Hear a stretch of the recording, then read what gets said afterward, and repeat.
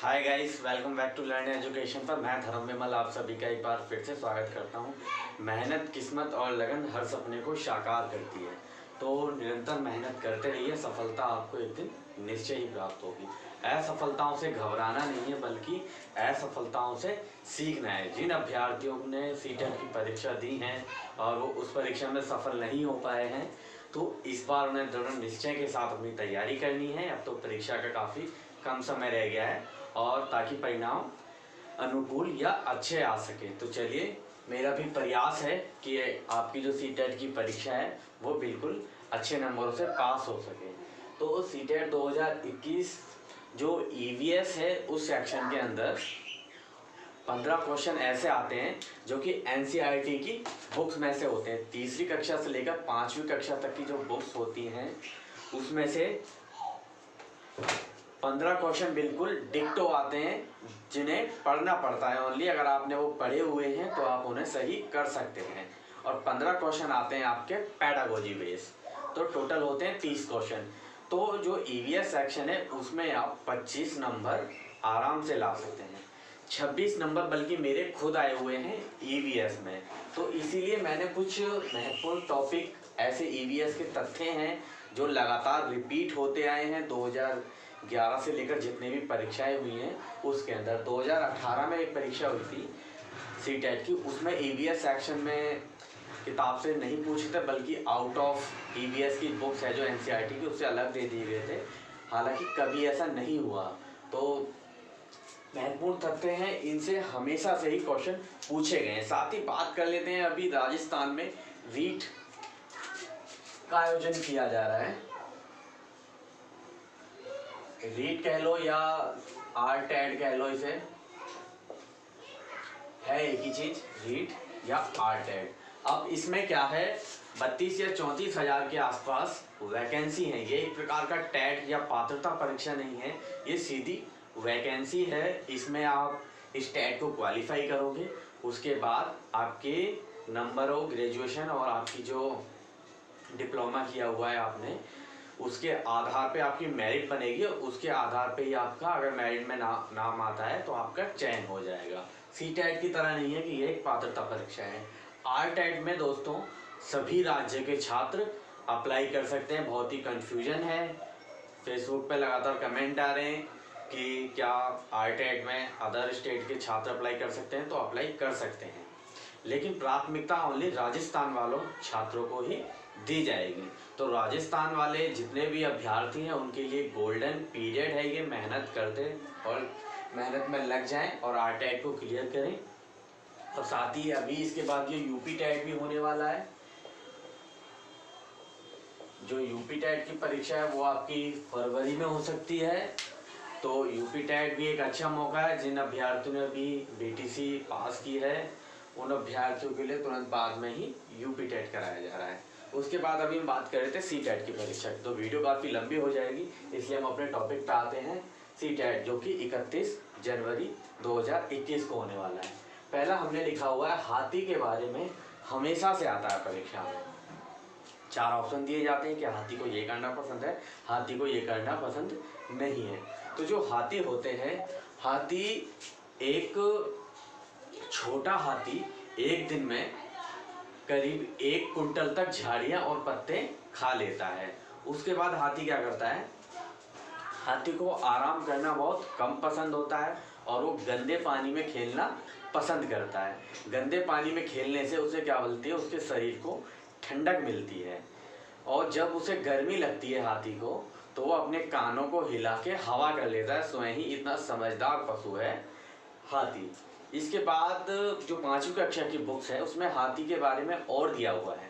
ये तीसरी कक्षा की क्लास की जो बुक्स है उसमें नंदू हाथी का जिक्र किया हुआ है। उसके बाद 5वीं कक्षा की जो बुक्स है उसमें भी हाथियों के बारे में जिक्र किया हुआ है। तो जो हाथियों का झुंड होता है, हथनियों का, उसमें सबसे ज़्यादा हथनियाँ ही होती हैं। 10 से 12 वर्ष की उम्र के जब बच्चे हो जाते हैं तो वो क्या करते हैं, झुंड को छोड़ देते हैं और हाथी अलग हो जाते हैं। तो जो झुंड होता है हथनियों का, उसमें ज़्यादातर हथनियाँ होती हैं और कुछ बच्चे शामिल होते हैं। जैसे ही 10 से 12 वर्ष का वह बच्चा होता है तो वो झुंड को छोड़ देता है। और सबसे जो बुजुर्ग जो हथनी होती है वो पूरे झुंड की क्या होती है, एक प्रकार से नेता होती है। तो ये सारी लाइन याद रखनी है, नोट डाउन कर लेनी है हाथी के बारे में, क्वेश्चन आया हुआ है। इसके बाद हम बात करते हैं कर्णम मल्लेश्वरी के बारे में। कर्णम मल्लेश्वरी कहाँ की रहने वाली है? कर्णम मल्लेश्वरी आंध्र प्रदेश की रहने वाली हैं और ये जब 12 वर्ष की थी जब से ये वजन उठाने का काम कर रही हैं। इन्होंने भारत के बाहर करीब 29 मेडल जीते हैं और भारत का नाम रोशन किया है और एक बार में ये करीब 130 किलो वजन उठा लेती हैं महिला होकर।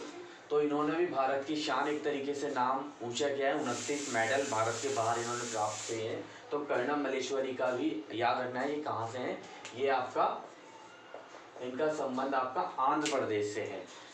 पहले पूछा गया था कर्णम मल्लेश्वरी का संबंध कहाँ से है, तो उसमें परीक्षा में जम्मू कश्मीर और 4 राज्य अलग दिए हुए थे, आंध्र प्रदेश भी था उसमें। तो इनका संबंध कहाँ से है, आंध्र प्रदेश से है। 130 किलो तक भारी उठा लेती हैं एक बार में। 12 वर्ष की थी तब से ही वेट लिफ्टिंग यानी वजन उठाने का काम कर रही हैं। उनके साथ में इनकी जो 4 बहनें हैं परिवार में, वो भी वजन उठाने का काम करती हैं। इसके बाद है बिहार मधुबनी। मधुबनी क्या है? मधुबनी का जिक्र आपने पहले भी सुना होगा। मधुबनी चित्रकला है। बिहार में एक मधुबनी नाम का जिला है। उस जिले में क्या होता है, त्योहार के टाइम पे अपने घर के आंगन में जो दीवारें होती हैं उन पर कुछ खास प्रकार की चित्रकारी की जाती है। उस चित्रकारी में क्या होता है दोस्तों, चित्रकारी में जो ये चित्र बनाते हैं उसमें इंसान के चित्र, जानवरों के, पेड़, मछलियाँ आदि के चित्र बनाए जाते हैं। चित्र बनाने के लिए जिन रंगों का प्रयोग किया जाता है वह रंग होते हैं आपके चावल के पिसे हुए फूलों के रंग।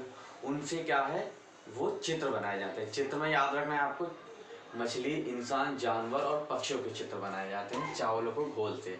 मधुबनी जिला कहाँ पे है, बिहार में है। तो ये भी काफ़ी महत्वपूर्ण है। बात करें ब्रेल लिपि की। ब्रेल लिपि के बारे में आपने पहले भी पढ़ा होगा। लुई ब्रेल को इसका निर्माता कहा जाता है। लुई ब्रेल ने इनका निर्माण किया था ब्रेल लिपि का। एक बार लुई ब्रेल खेल रहे थे तो अचानक से कोई नुकीला औजार उनकी आंख में घुस गया, लेकिन उनमें पढ़ने की क्या थी, उमंग सी। वो आगे भविष्य में पढ़ना चाहते थे। तब जाके उन्होंने ब्रेल लिपि का आविष्कार किया। एक मोटे कागज पर 6 बिंदुओं पर उभर कर पढ़ने वाली ये लिपि है। 6 बिंदु होते हैं इसमें, तो ये भी याद रखना है। और ब्रेल लिपि के निर्माता ब्रेल लिपि के निर्माता आपके लुई ब्रेल हैं। उन्हीं से नाम पड़ा है ब्रेल लिपि। और ये जो ब्रेल लिपि कहाँ से निकल के आई, वो निकल के आई यानी लुई ब्रेल कहाँ के रहने वाले थे, लुई ब्रेल आपके फ्रांस के रहने वाले थे। तो ये आपका भी टॉपिक क्लियर हुआ। ये भी याद रखना है, लुई ब्रेल कहाँ के रहने वाले थे, वो फ्रांस के रहने वाले थे। उसके बाद है हमारे देश में सांपों के प्रकार। जो हमारा भारत है उसमें जो सांपों के प्रकार हैं वो 4 प्रकार के सांप होते हैं। वो जहरीले सांप होते हैं। सांप की प्रजाति तो कई प्रकार की है, लेकिन 4 प्रकार के जो सांप होते हैं वो ही केवल जहरीले होते हैं। परीक्षा में पूछा गया है, सांपों के ऊपर घुमा फिरा के पूछा जाता है। तो जो 4 सांप कौन कौन से हैं, दुवैया, अफैया, करेत और नाग। तो ये 4 सांप हैं जो काफ़ी जहरीले होते हैं, उनमें जहर होता है। जो सांप होता है वो अब किसी को भी जब काटता है या खाता है तो वो दांतों से काटता नहीं है, बल्कि उसे सीधा क्या करता है, निगल जाता है अंदर, चबाता नहीं है उसे।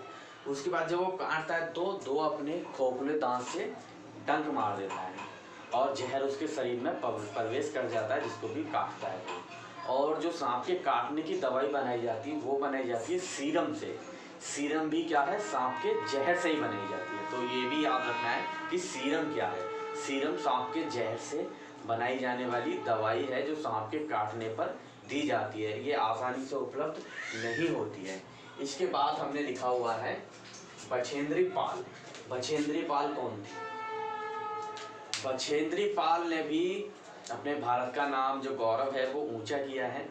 बछेंद्री पाल ने 3 मई 1984 में 1:07 दोपहर एवरेस्ट की चोटी, और नेपाली नाम है उसका सगरमाथा, जो कि विश्व की सबसे ऊंची चोटी है, एवरेस्ट की चोटी, और 8,900 मीटर में है उसकी लंबाई। उस पर इन्होंने पहुंचकर विजय प्राप्त की और भारतीय झंडा लहराया बछेंद्री पाल ने। तो ये भी याद रखना है कि बछेंद्री पाल कौन थी, इन्होंने कहाँ पे, और सगरमाथा याद रखना है, पेपर में आया हुआ है कि नेपाली भाषा में जो एवरेस्ट की चोटी है उसका दूसरा नाम क्या है। तो एवरेस्ट की जो चोटी है उसकी लंबाई भी आपको याद रखनी है। इसके बाद हम बात करेंगे असम के घर। अब असम के घर कैसे, घर का जिक्र तो असम के घर का भी जिक्र किया हुआ है किताब में, लद्दाख के घर का भी जिक्र किया हुआ है, जम्मू कश्मीर के घरों का भी जिक्र किया है। लेकिन जो महत्वपूर्ण है क्वेश्चन जो आए हुए हैं वो आए हुए हैं असम के घरों के ऊपर। तो असम में क्या होता है, ज़्यादातर बारिश होती है, असम में ज़्यादातर बारिश होती है, इसलिए जो वहाँ के घर जो बनाए होते हैं वो बम्बुओं का बनाए हुए होते हैं, ज़मीन से करीब 10 से 12 फीट उठाकर ऊंचे बनाए होते हैं। और जो इनके घर होते हैं वो होते हैं लकड़ियों के घर होते हैं, चारों तरफ से लकड़ियों के घर बने होते हैं, और ये घर अंदर से भी लकड़ियों के ही होते हैं। फर्श का भी जिक्र किया गया है हालांकि, तो जो इनके फर्श होते हैं वो भी लकड़ी के ही होते हैं। तो असम के घर के ऊपर ये याद रखना है कहाँ पे ज़्यादा बारिश होती है असम में, इसलिए वहाँ के घर जो हैं वो ऊंचे उठाकर बनाए जाते हैं। और ऐसे ही काफ़ी सारे टॉपिक हैं तो वो आपको ध्यान रखने हैं। तो और इसी तरह की वीडियो देखने के लिए, ये लाइट को भी अभी जाना था, तो इसी प्रकार की वीडियो देखने के लिए आप मेरे चैनल से लगातार जुड़े रहें और लाइक और सब्सक्राइब करना ना भूलें। धन्यवाद दोस्तों।